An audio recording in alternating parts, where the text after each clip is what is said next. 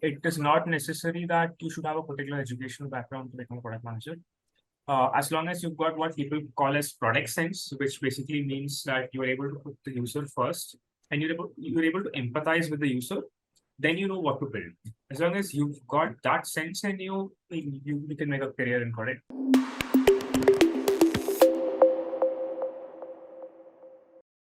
Hello everyone, my name is Panisha Puri. Welcome to our channel Xaphal, and today we have with us Mr. Anurith, who is working as a product manager at Magicbricks. So let's find out more about his journey. Hi, how are you? Welcome to our channel Xaphal. Hi Panisha, I'm good. Thank you. Happy to be here. How are you doing? So before we move towards your journey and talk about your college days, tell our viewers a little bit about yourself. Sure. So, professionally, I work with Magicbricks as a product manager. I've been doing this for a little more than a year and a half now. I work on monetization of users who come onto our platform. And before this, I did my MBA.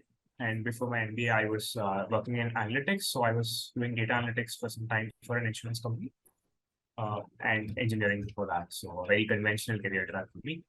Right. So as a product manager, what are your day-to-day activities may include? Okay. So, I would approach this from two angles. So one would be from a strategic angle, and one would be from an execution angle. So when you start off your career in product, you are more likely to be an executionist than to be a strategist. So strategist takes time, you need experience to become one. Ideally in a quarter or once in 2 quarters, we spend a few weeks on defining what problem we want to solve and how we can solve it. So that would involve either a technical solution, it could be an operational solution, it could be a communication solution also.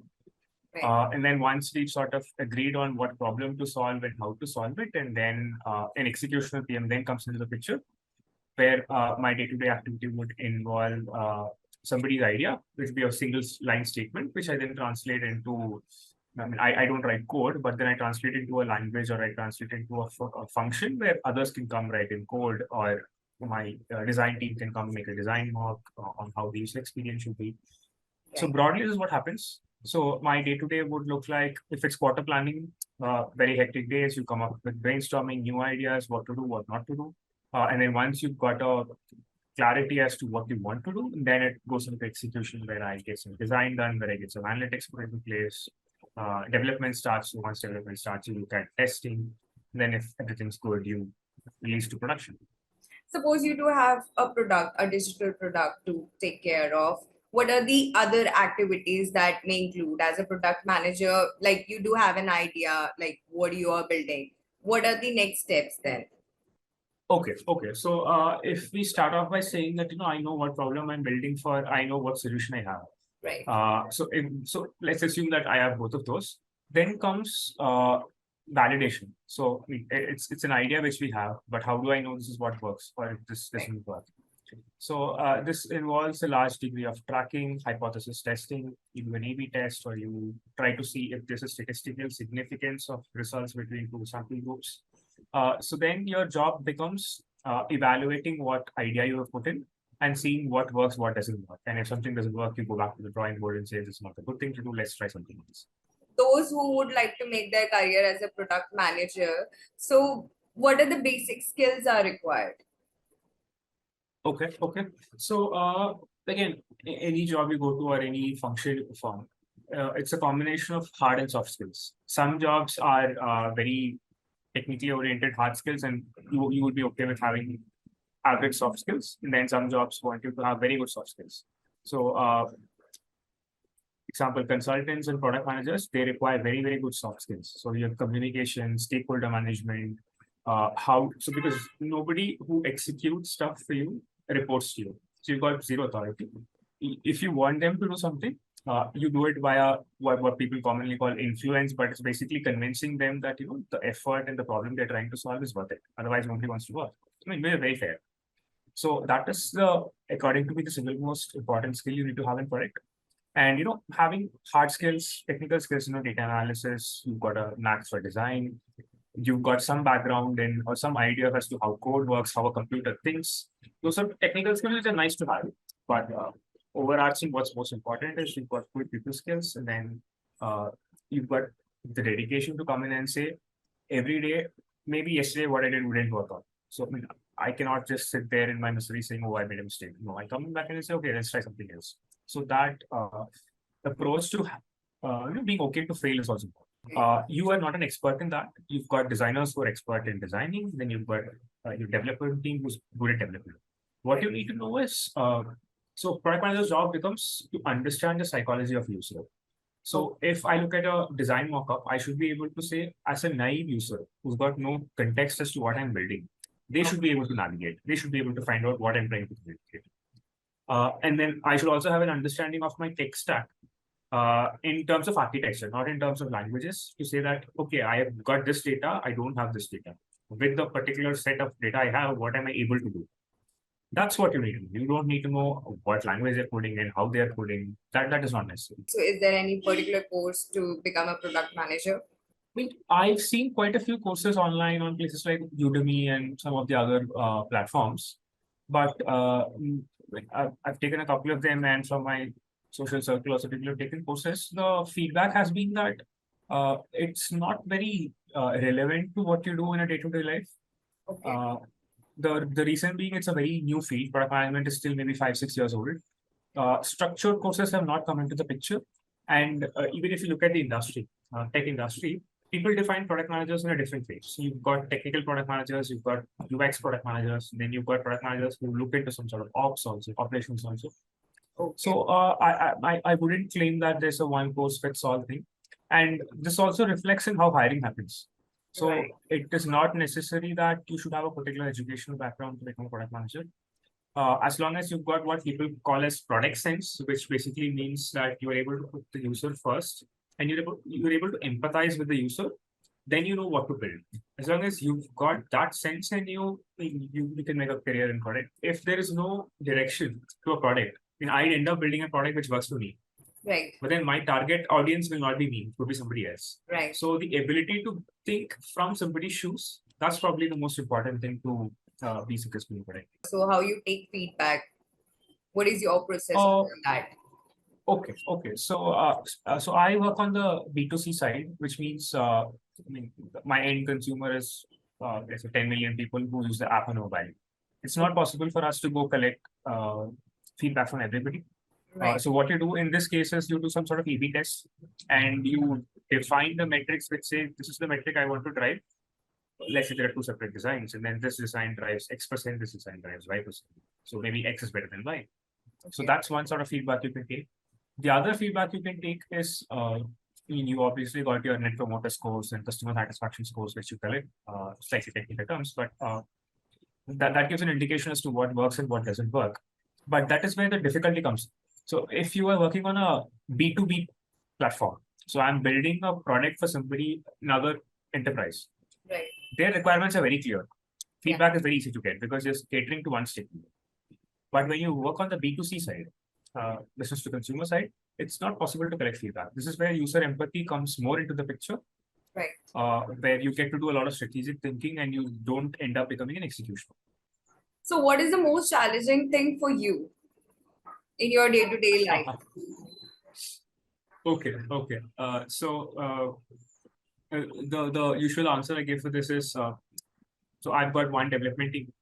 And then inside my development team, my website is developed by a different team, app is developed by a different team. I've got separate testing teams. Then we've got to deal with marketing, operations. So 5-6 teams. It's not possible that I sit everybody in a room and explain everything to them at one go. That's not how it works. So the same thing I explain to different sets of people every day. And at some point it starts becoming monotonous. So it's draining also. So I think that's the biggest challenge I face. But nothing wrong with it. It's that you just have to go through with it, and you absolutely need alignment from all stakeholders. So that's the nature of the job. So how you manage different people, because every person do have different mindsets. That's where your soft skills come into the picture, no? Right. I mean, some people do say product management is like being a politician. So you tell people what they want to hear, and at sometimes it's not 100% true also.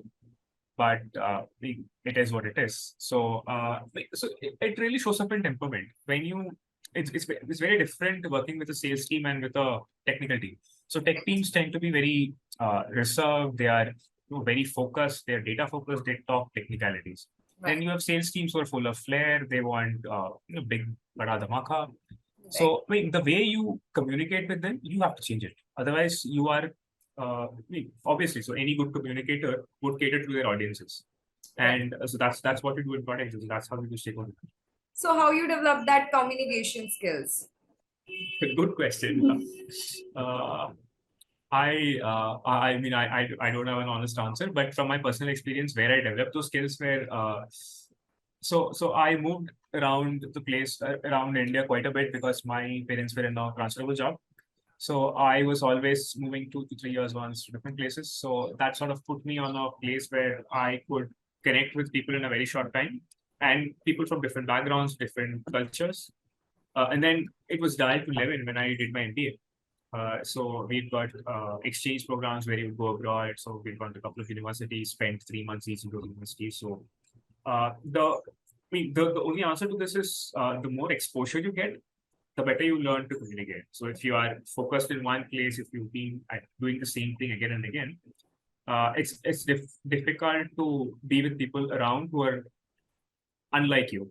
Right. But if you've been around quite a bit and then you understand everybody's different and I mean, you find a way to work around with it. Right.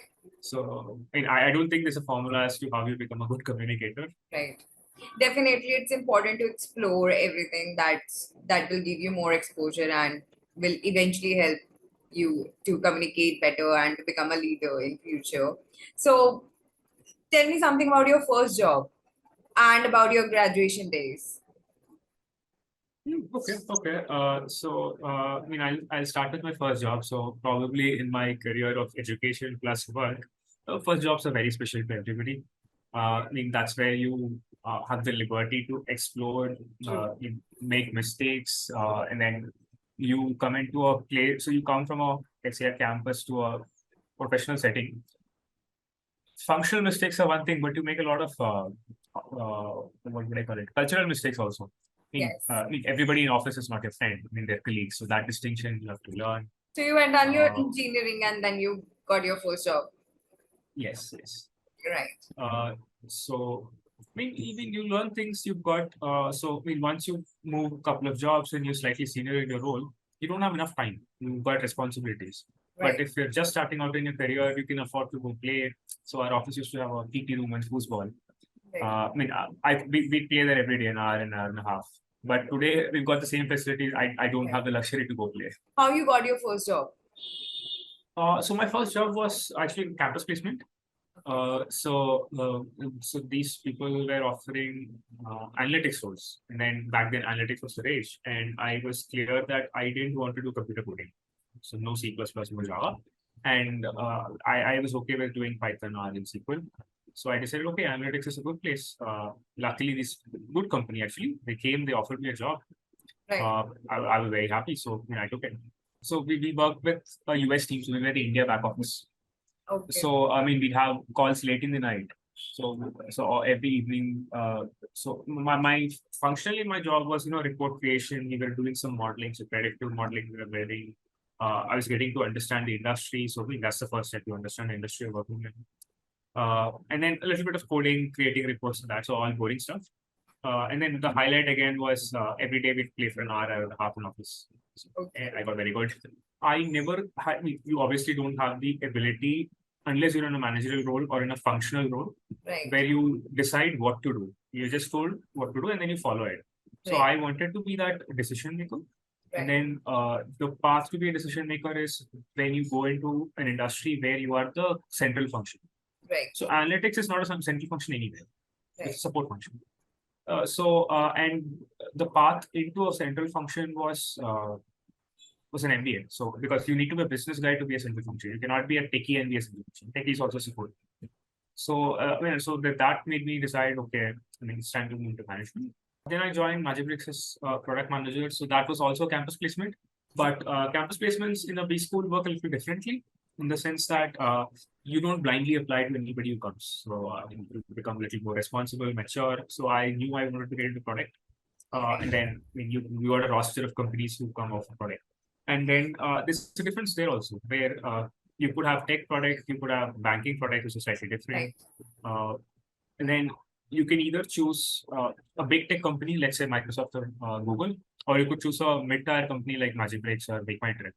The difference being in smaller companies, the breadth of ownership you get is very wide. Right. So as you start off, you own an entire vertical of a product. Right. But if you're in a large company, you own a very small part of it. Right. So you'll have 4 or 5 people owning a vertical. Yes. So, I mean, it made sense to me career-wise that I started a place where I have good ownership, and then learning would also be obviously better. Thank you so much for joining us and share your insights with us that might be helpful for the students who are watching our show and would like to make their career in the same particular field. Thank you so much. Sure, Panisha. And thanks for having me here. Always pleasure. Thank you.